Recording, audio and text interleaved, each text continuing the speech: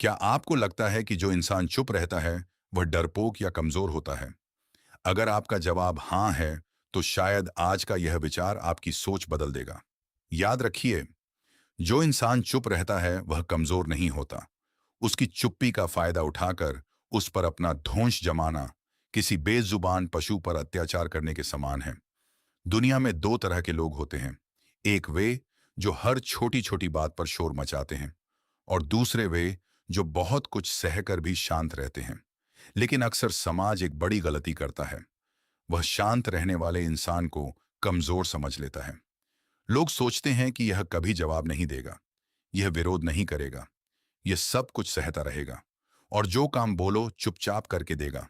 जिस तरह एक बेजुबान पशु अपने ऊपर होने वाले अन्याय को शब्दों में नहीं कह सकता, उसी तरह कई शांत स्वभाव के लोग भी अपने दर्द को अपने भीतर ही दबा लेते हैं। इसका मतलब यह बिल्कुल नहीं कि उनके अंदर आत्मसम्मान नहीं है या उन्हें दर्द महसूस नहीं होता। सच्चाई यह है कि सबसे अधिक दर्द अक्सर वही लोग सहते हैं जो सबसे कम शिकायत करते हैं।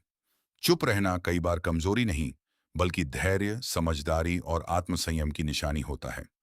लेकिन ऐसे लोगों की सहनशीलता का फायदा उठाना कुछ लोगों की आदत होती है।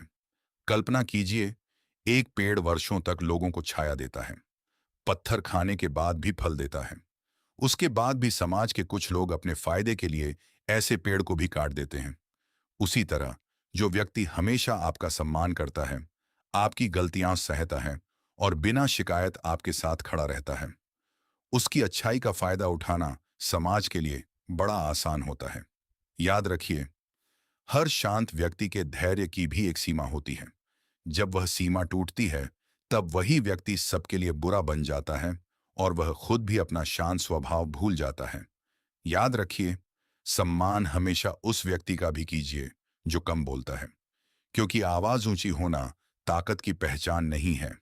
असली ताकत आपका स्वभाव, आपका धैर्य और अपने चरित्र पर नियंत्रण रखने में होती है।